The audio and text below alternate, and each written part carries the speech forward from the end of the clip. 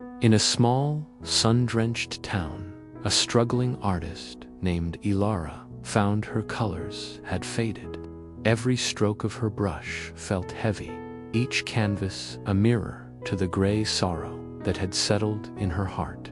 Her studio, once a vibrant sanctuary of creativity, now felt like a cage. The joy she once found in her art had vanished, replaced by a persistent, hollow ache, seeking an escape. She wandered aimlessly through the town's winding streets until the scent of old paper and leather drew her into a quiet, dusty library she had never noticed before.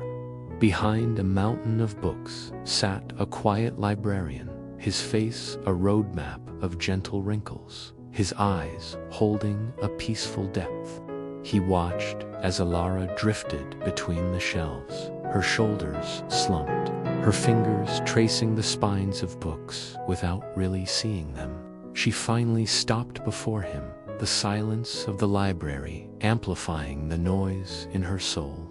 "I don't know why I'm here," she confessed, her voice barely a whisper. "I feel ... lost. There's this sadness inside me, and I can't paint it away. I try to fight it, to ignore it, but it only grows bigger. It's like a shadow that's swallowing all the light." The librarian listened without a word, his gaze calm and patient. He didn't offer advice or easy comforts. Instead, he slowly stood and beckoned for her to follow him to a small, forgotten corner of the library. On a low table sat a very old, beautifully bound book. Its leather cover was worn smooth by countless hands, and its pages were thick with age. He gently placed a delicate, pressed flower, dried, fragile bloom onto the first page. "Tell me, what do you see?" he asked softly. Ilara looked at the book, then at the flower. "It's an old book," she said, confused, "and a dead flower."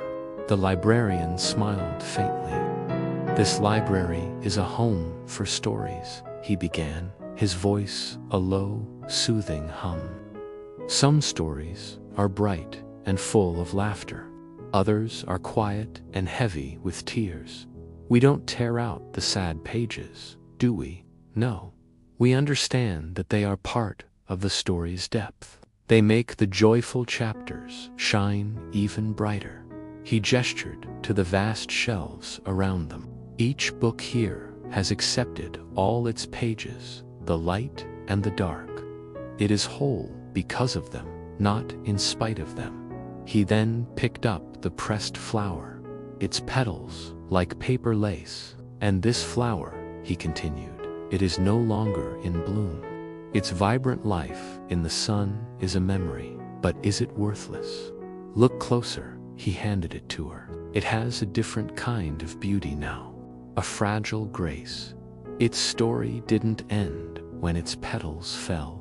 It simply changed. We preserve it within these pages, not to mourn its past life, but to honor its journey.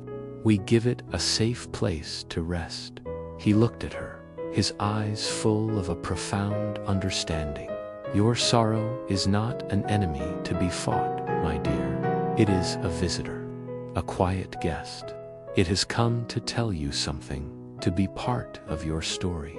You fight it, and it fights back. You try to paint over it, and it stains the canvas. What if you were to welcome it, as this book welcomes all its pages? What if you were to give it a quiet space within you, just as we give this flower a place to rest?" He led her to a comfortable armchair by a window, where soft light streamed in.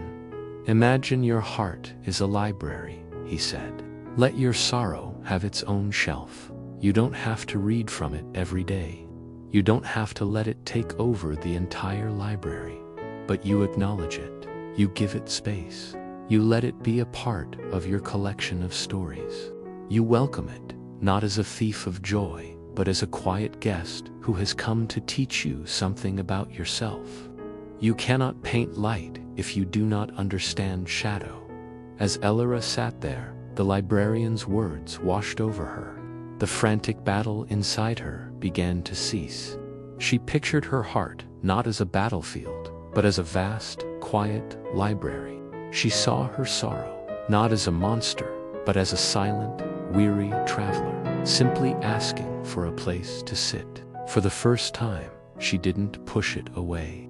She breathed in and imagined creating a small, quiet room for it inside her. A wave of calm, something she hadn't felt in months, settled over her. The tight knot in her chest loosened. It was an aha moment, a profound and simple truth. The sorrow was still there, but it was no longer a suffocating weight. It was simply a page in her book. She looked up at the librarian, her eyes clear and shining with unshed tears. But these were tears of release, not despair. "Thank you," she whispered, the words filled with a gratitude that went beyond language. She left the library not empty of sorrow, but carrying it differently, gently, with acceptance. Back in her studio, she picked up a brush. She didn't try to paint joy. She didn't try to paint sadness. She simply painted. And for the first time in a long time, colors began to return to her canvas, richer and deeper than ever before. She had learned the art of welcoming, and in doing so, had found her art once more. True peace doesn't come from erasing our sorrow, but from learning to make space for it. By welcoming our difficult emotions as part of our story, we allow them to teach us, and we discover a deeper, more resilient form of happiness. Thank you for watching. If this story resonated with you, please consider liking this video and subscribing to our channel for more tales that explore the depths of the human heart. We'll see you in the next story.